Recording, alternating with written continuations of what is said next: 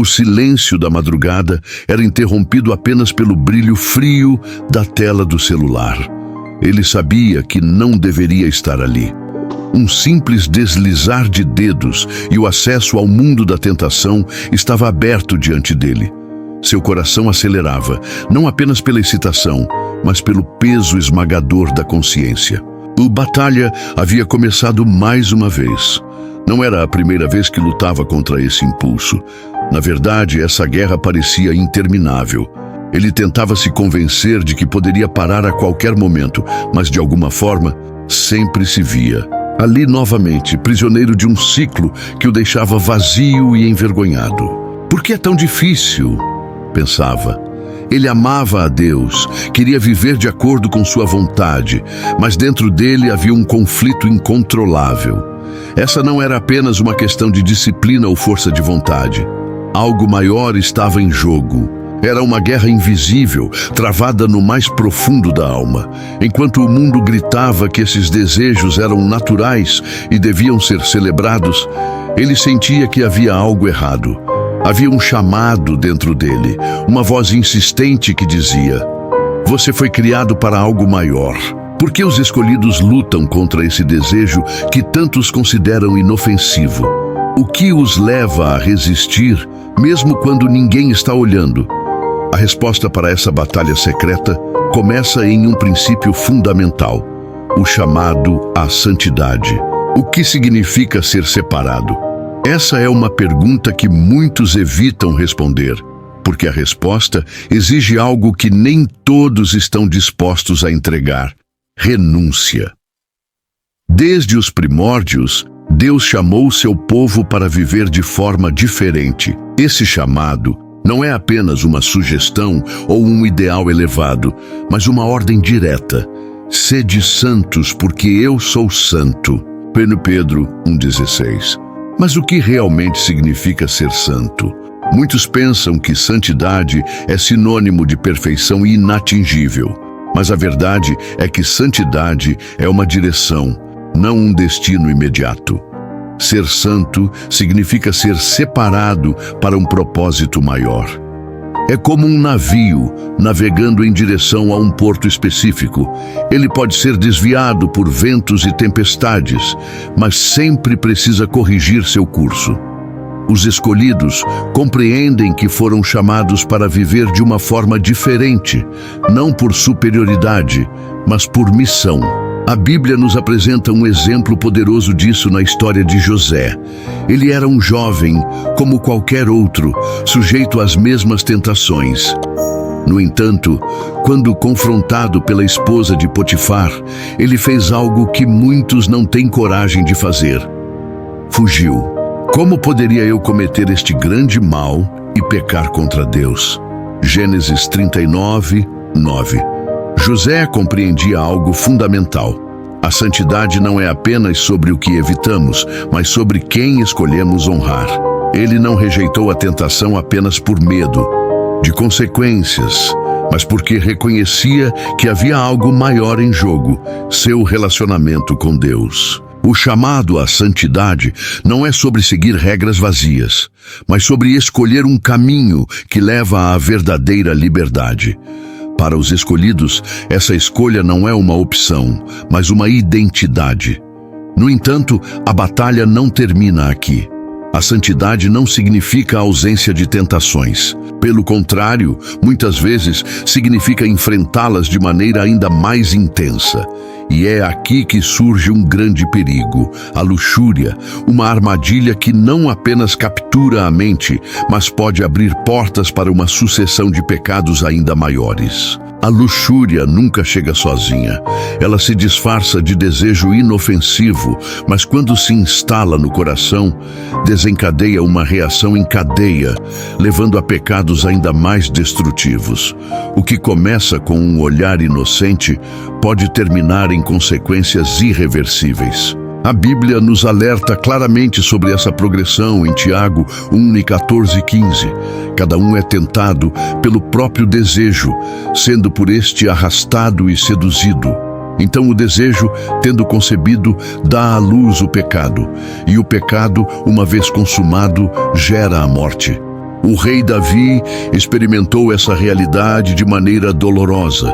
Um simples momento de descuido, um olhar prolongado para Batseba enquanto ela se banhava, foi suficiente para iniciar uma sequência destrutiva.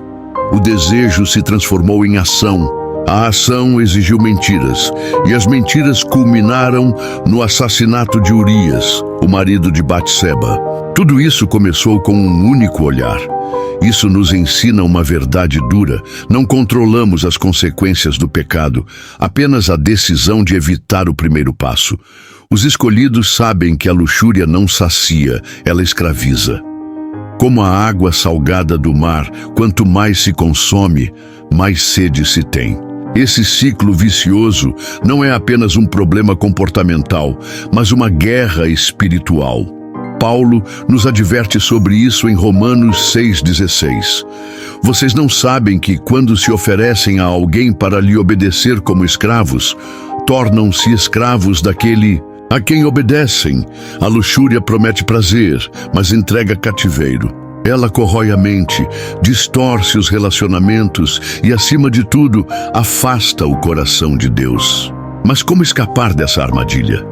O primeiro passo é entender que a luxúria não é apenas um desejo descontrolado, mas uma afronta ao próprio templo do Espírito Santo. Os escolhidos compreendem algo fundamental. Seus corpos não pertencem a eles mesmos. Em um mundo que incentiva a ideia de que cada um pode fazer o que quiser com seu próprio corpo, essa verdade bíblica se torna um choque para muitos. A Bíblia ensina claramente em 1 Coríntios 6, 19 e 20. Ou não sabeis que o vosso corpo é o templo do Espírito Santo que habita em vós? E fostes comprados por bom preço. Glorificai, pois, a Deus no vosso corpo. Isso significa que os escolhidos não veem seus corpos apenas como matéria, mas como habitações sagradas, onde a presença de Deus reside. No Antigo Testamento, o Templo de Jerusalém era um lugar santo. Qualquer profanação do templo era tratada com severidade. Jesus, ao ver os vendilhões do templo, reagiu com indignação, virando as mesas e expulsando aqueles que estavam ali por interesses egoístas. Agora, nossos corpos são esse templo. E a luxúria? Ela age exatamente como os mercadores do templo, desrespeita, corrompe e desonra o lugar onde Deus habita. Paulo faz uma pergunta retórica mais impactante em 1 Coríntios 6,15. Tomarei os membros de Cristo e os farei membros de uma prostituta? De modo nenhum. Esse ensino é radical, mas poderoso. Ele nos lembra que não podemos viver de qualquer maneira e ao mesmo tempo carregar a presença de Deus. Guardar o templo significa ser vigilante, estabelecer limites e tratar o corpo com honra. Mas essa vigilância não se trata apenas do que evitamos, e sim do que cultivamos. Se a casa está vazia, algo virá para preenchê-la. O segredo para vencer a tentação não é apenas resistir, mas preencher o coração e a mente com o que é puro e santo. E isso nos leva a um ponto essencial. O impacto da luxúria vai além do individual. Ela pode comprometer não apenas a nossa fé, mas o testemunho que carregamos diante do mundo. A luta contra a luxúria não é apenas uma batalha pessoal. Ela tem implicações muito maiores do que muitos imaginam. Cada atitude, cada escolha e cada deslize não afetam apenas a vida do indivíduo, mas também impactam aqueles ao seu redor. Os escolhidos sabem que sua vida não é apenas sobre si mesmos. Eles carregam o nome de Cristo. Jesus disse em Mateus 5,14: Vós sois a luz do mundo. Não se pode esconder uma cidade edificada sobre um monte. No entanto, quando um cristão se rende à luxúria, sua luz não é apagada, mas enfraquecida. Seu testemunho perde força. O rei Davi aprendeu isso da pior forma possível. Após seu pecado com Batseba, o profeta Natã confrontou-o e disse: por causa desse feito, desta ocasião, aos inimigos do Senhor para blasfemarem. 2 Samuel 12:14. Ou seja, seu pecado não apenas trouxe consequências pessoais, mas desonrou o nome de Deus. Isso acontece o tempo todo. Quantas pessoas já perderam a fé porque um líder cristão caiu moralmente? Quantos desacreditaram do Evangelho porque viram cristãos vivendo de maneira incoerente? Os escolhidos entendem que a luxúria não destrói apenas a si mesma, mas influencia outros a tropeçarem. Por isso, resistem. Sabem que suas ações falam mais alto do que suas palavras. E essa resistência não é apenas para preservar uma reputação terrena, mas porque eles têm uma visão muito maior. Eles não vivem apenas para o presente. Eles vivem com os olhos na eternidade. O mundo vive para o prazer imediato. Tudo é voltado para a satisfação do agora, sem pensar nas consequências. Mas os escolhidos enxergam além do presente. Eles sabem que a verdadeira recompensa não está aqui, mas na eternidade. Jesus foi claro ao dizer em Mateus 5:8: bem-aventurados os puros de coração, porque verão a Deus. Isso não significa apenas um benefício espiritual abstrato.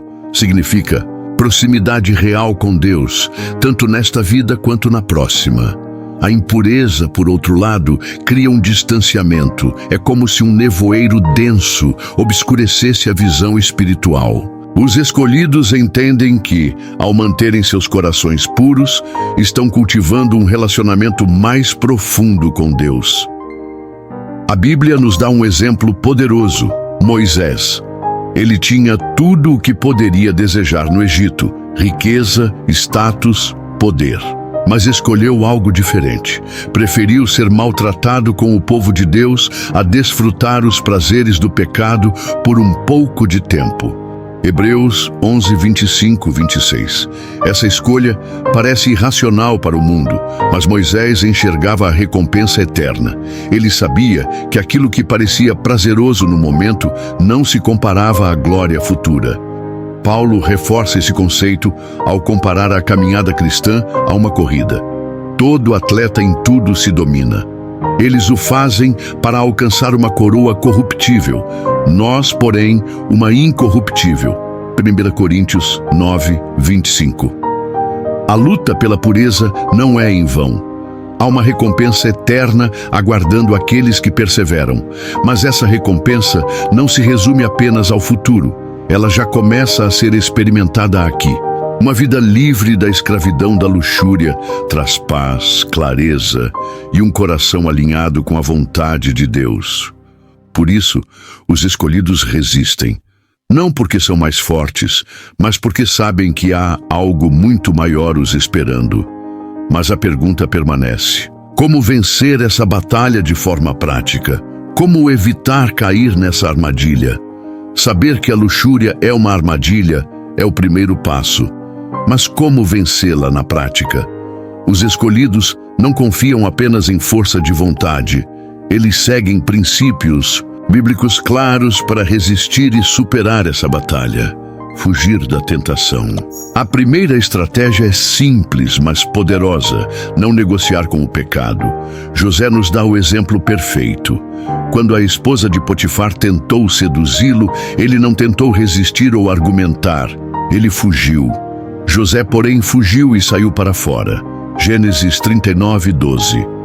Esse princípio continua válido hoje. Se você sabe que algo pode levá-lo à queda, afaste-se antes que seja tarde demais. Guardar os olhos e a mente. Jó fez um compromisso radical para manter sua pureza. Fiz aliança com os meus olhos. Como, pois, os fixaria numa donzela? Jó 31:1.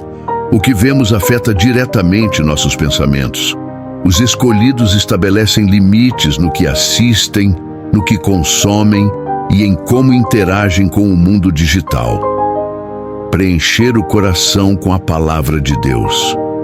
A luta contra a luxúria não se vence apenas evitando o mal, mas preenchendo o coração com o que é bom. Escondi a tua palavra no meu coração, para não pecar contra ti. Salmo 119, 11. A palavra de Deus não apenas ensina, mas transforma a mente e fortalece o espírito. Buscar prestação de contas. A Bíblia nos ensina em Tiago 5,16. Confessai as vossas culpas uns aos outros e orai uns pelos outros para que sareis. A prestação de contas traz libertação. Ter pessoas confiáveis para caminhar junto faz toda a diferença. Orar e depender do Espírito Santo. Por fim, a vitória sobre a luxúria não é apenas um esforço humano, mas uma dependência total do Espírito Santo. Andai pelo Espírito e jamais satisfareis a concupiscência da carne. Gálatas 5,16. Os escolhidos sabem que não podem lutar sozinhos. Eles confiam na graça e no poder de Deus para vencer. E para aqueles que já caíram, há esperança. A graça de Deus não apenas perdoa, mas restaura. A batalha contra a luxúria não é apenas sobre evitar o pecado. É sobre se tornar quem Deus nos chamou para ser. Os escolhidos não lutam apenas porque precisam, mas porque sabem que há algo maior os esperando. Eles compreendem que seu chamado é para algo mais elevado do que prazeres momentâneos. É para uma vida que glorifica a Deus e traz impacto eterno. E para aqueles que já caíram, há esperança. Deus não apenas perdoa, mas também restaura e fortalece. 1 João 1:9 nos assegura: se confessarmos os nossos pecados, Ele é fiel e justo para nos perdoar e nos purificar de toda a injustiça. A vitória sobre a luxúria não vem apenas da força de vontade, mas da transformação do desejo. Quando nos satisfazemos em Deus, os prazeres do mundo perdem seu poder sobre nós. Agora, quero saber de você. Qual dessas razões mais falou ao seu coração? Aqui estão 3 ações para você dar o próximo passo. Comente sua reflexão ou testemunho. Isso pode encorajar outras pessoas. Compartilhe este conteúdo com alguém que precisa ouvir essa mensagem. Se inscreva no canal para receber mais ensinamentos que fortalecerão sua vida espiritual. Lembre-se, a santidade não é sobre perfeição, mas sobre direção. E Deus está com você nesta jornada. Que o Senhor te fortaleça para vencer essa batalha e te conduza à vida abundante para a qual foste chamado.